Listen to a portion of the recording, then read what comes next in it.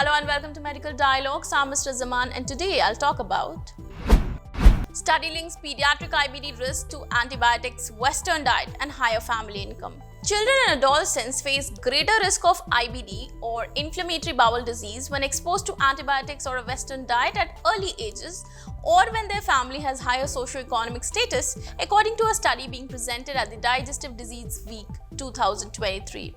A unique concern about pediatric IBD is the impact that the inflammation has on a child's growth and the progression of puberty, so parents should be aware of this condition and the modifiable factors that influence it. The team conducted a meta-analysis of 36 observational studies representing approximately 6.4 million children.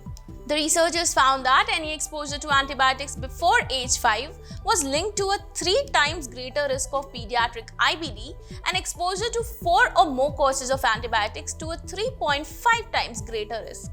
Lower socioeconomic status appears to be a protective factor that is associated with a 65% lower risk of childhood IBD.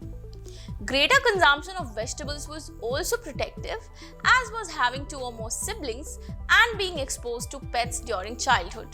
The findings that exposure to animals and having only one toilet are protective of IBD indicate that excessive hygiene can reduce microbes in the environment and interfere with development of a robust microbiome, the researchers said. Another risk factor is early exposure to secondhand smoke, which double the risk of IBD in children.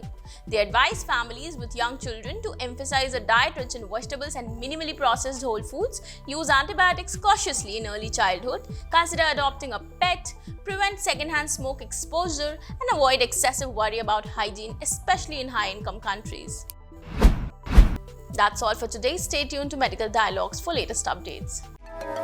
Never miss a medical update from Medical Dialogues. Like, subscribe, and press the bell icon.